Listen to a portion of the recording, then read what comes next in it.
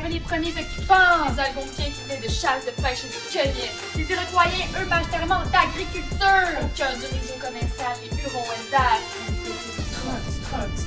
Les Européens viennent sur le territoire pour faire de la pêche.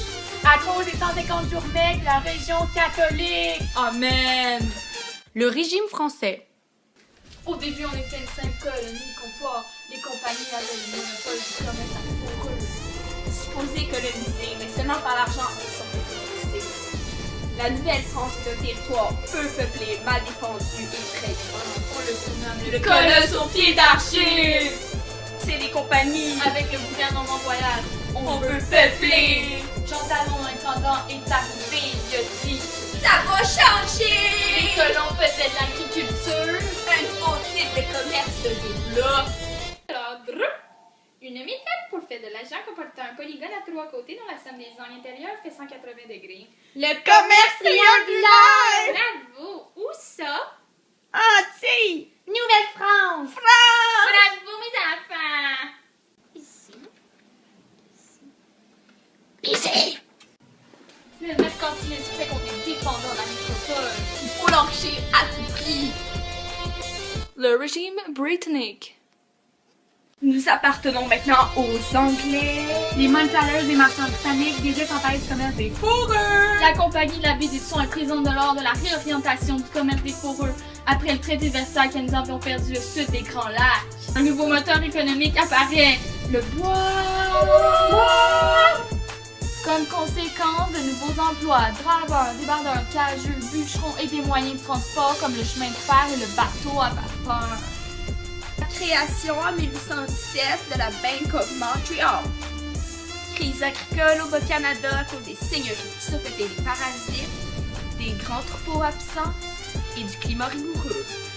La pauvreté amène une exode rural. Le commerce du bois ralentit depuis l'abandon du protectionnisme par l'Angleterre qui n'achète plus seulement qu'à nous.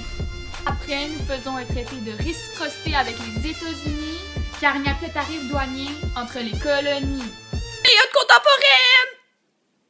Arrive pas la première phase d'industrialisation. Montréal, Sherbrooke, Trois-Rivières. Des industries d'alimentation, de textiles, de cuir, de bois et de tabac.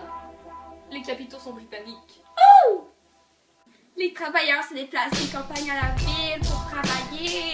C'est ce qu'on appelle l'urbanisation. Hein?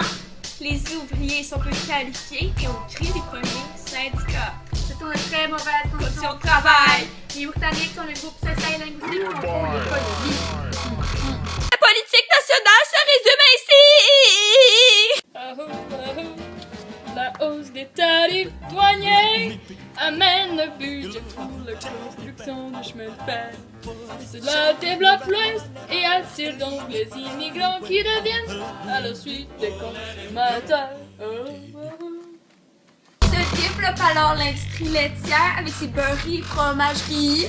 Ça fait un tour de subsistance, enfin on modernise l'agriculture. Avec la mécanisation agricole. À cause des terres plus ou moins rentables dans les zones de colonisation, On crée l'industrie agroforestière, moitié bois, moitié agriculture. Reste populaire des jardins permet aux Canadiens français d'avoir des crédits accessibles. Arrive la deuxième phase d'industrialisation dans les régions éloignées près des ressources Abitibi, Saguenay, Mauricie, Outaouais. On exploite les mines, les alumineries, pâté, papier, hydroélectricité. Après la Première Guerre mondiale, les capitaux viennent maintenant des États-Unis. C'est également le début de l'automobile et de la pasteurisation. En 1919, c'est le début des années folles, subitement arrêté par le crash boursier de 1929. La bourse s'effondre, début de la Grande Dépression. Le gouvernement dit c'est assez. Il instaure les travaux publics, les secours directs et le retour à la terre. En Abitibi, c'est le début de l'intervention étatique. Comme on dit, un délai critical pour relancer l'économie. Deuxième guerre mondiale, elle arrive. Guten Tag, Heil Hitler! Les femmes au boulot! On récupère, rationne et achète les bombes de la victoire et voilà l'économie relancée! La guerre est finie, les hommes reviennent! Baby boom fait exploser le taux de natalité! Grande période de prospérité! L'électrification rurale se poursuit, on inaugure les électroménagers. En 60, il y a la Révolution tranquille. Le Québec se modernise, les gens veulent changer. L'intervention étatique bat son plein. Les Canadiens français Font leur apparition dans l'économie. N'oublions pas que celle-ci poursuit sa prospérité. ont nationalisé l'électricité en 63. On crée des barrages comme Manu 5 et la baie James. On inaugure les grands travaux. Métro, aéroport de Mirabel, Expo 67 et Jeux olympiques de 65. Les syndicats augmentent nos salaires et réduisent les heures de travail. Là, c'est des engages. On lutte pour le déficit zéro. Privatisation des compagnies, mondialisation. Les syndicats ont peur de la délocalisation. Échange entre le Mexique, les États-Unis et le Canada. On appelle ce traité ALENA. Quoi de mieux pour faciliter les échanges commerciaux? Voilà l'histoire de l'économie du Canada.